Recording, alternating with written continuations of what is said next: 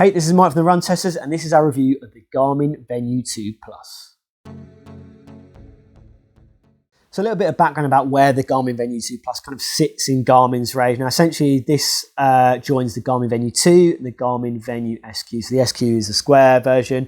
They've all got colour AMOLED displays. It's the same with the Venu 2 Plus.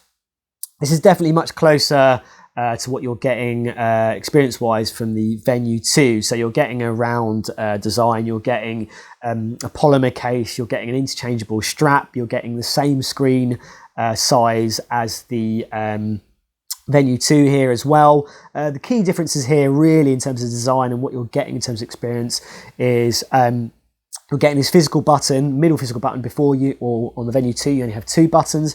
That is to enable the new features, the voice features, which means you do get a microphone and a speaker on here as well. That does mean, even though this is smaller, this is a 43mm case compared to the 45 and the 40 that you get in the SQ, so it sits in between those.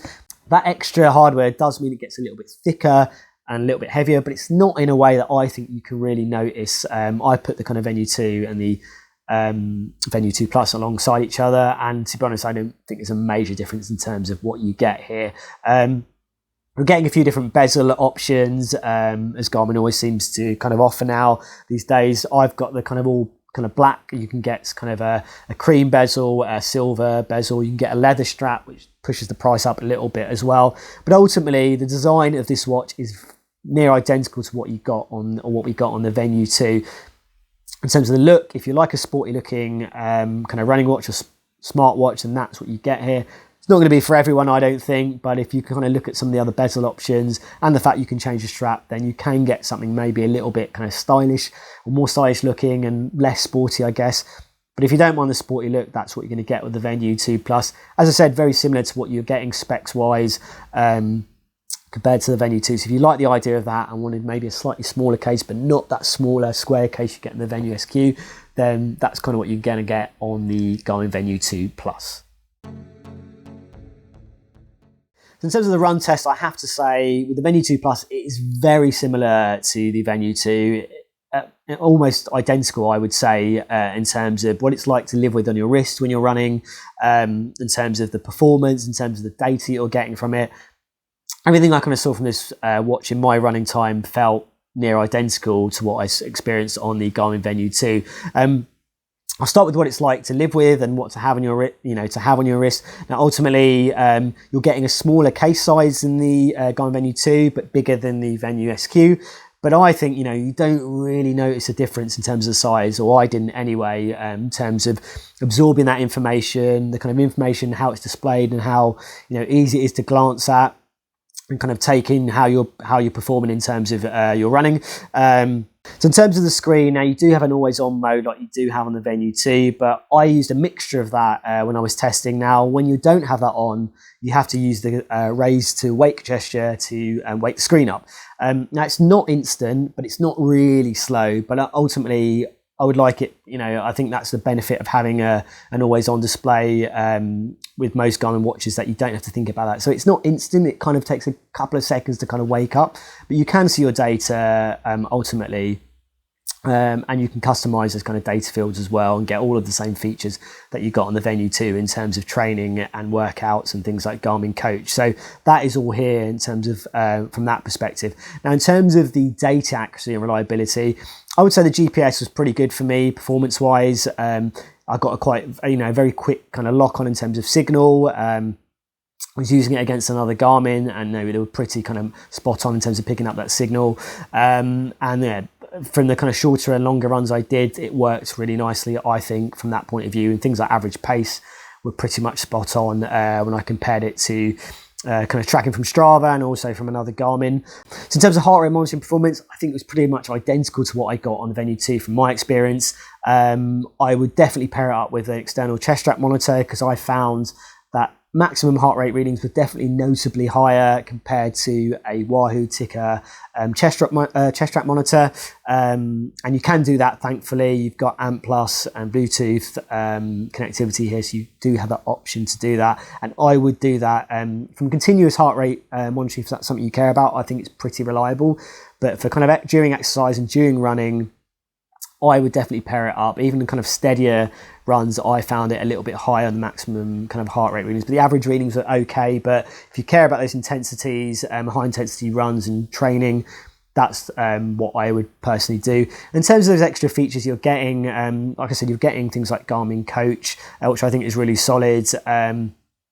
I think things like fitness age, the body battery monitor, things are all really nice things. Stress tracking as well. I think the sensors have become more reliable for that kind of everyday monitoring. But in terms of the running kind of side of things, you're not getting those kind of more advanced training analytics you're going to get from kind of pricier forerunners compared to the Venu 2 Plus. If that's something you want, you are going to have to look elsewhere. But ultimately, if you're looking for a core solid run tracking experience, this is pretty much identical for me to the Venu 2.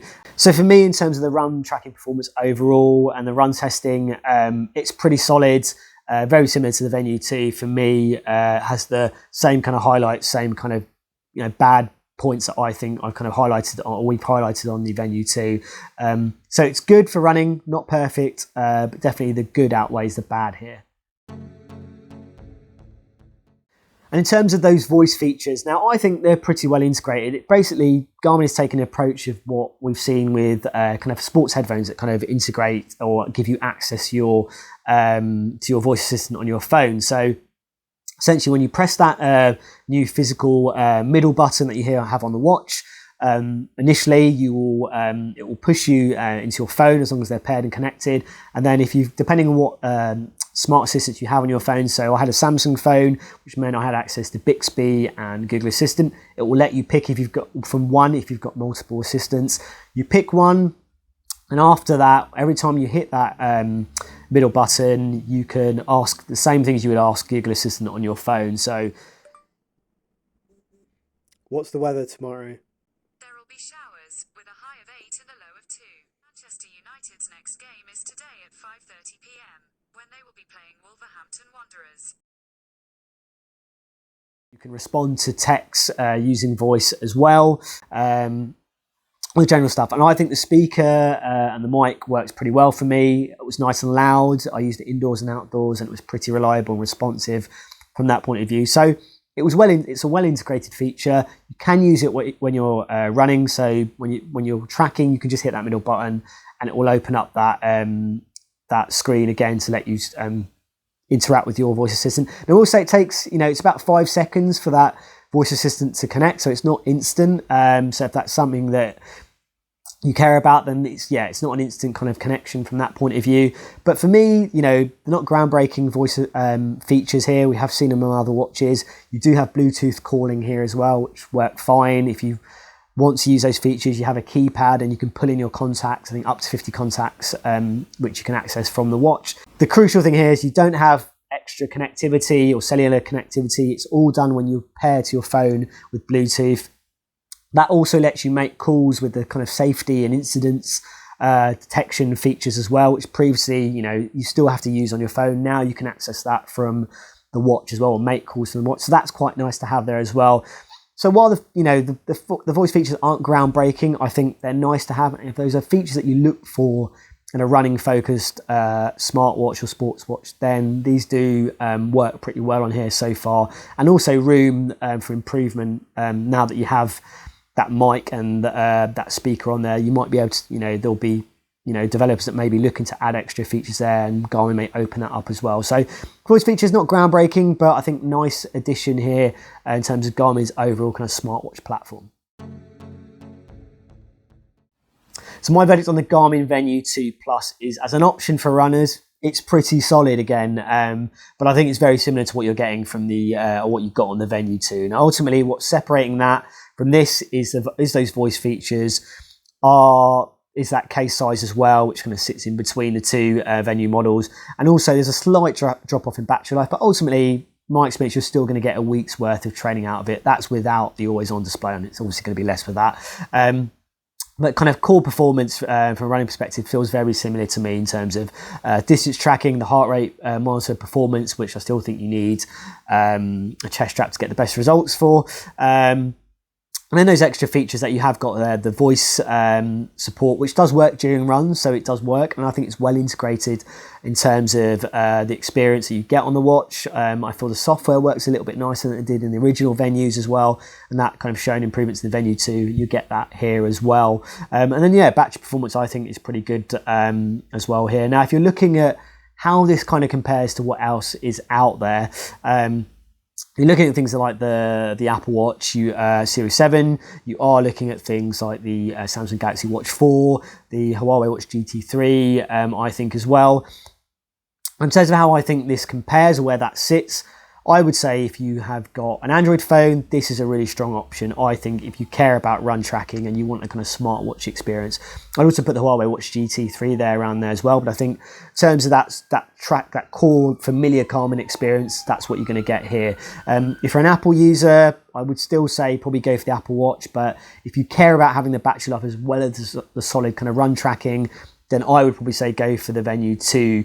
Not the Venu 2 Plus, unless you want those extra voice features. But ultimately, it's been a really kind of solid experience for me overall. You know, Garmin are getting better in terms of offering that kind of run tracking, but also that smartwatch experience. And this is another example of it kind of growing and evolving its Venu range to offer more in terms of smartwatch features. But if I had to pick out of the Garmin Venu range, I would still probably go for the Venu 2. That's just me personally in terms of what the voice features in that case difference kind of brings in terms of value, in terms of running. If you are looking for a smartwatch that works for Android and iPhone and you don't want the Apple Watch, I think this is a really good option. But again, I would probably go for the Venu 2 just because I think the price is just about right in terms of comparison with the Apple Watch.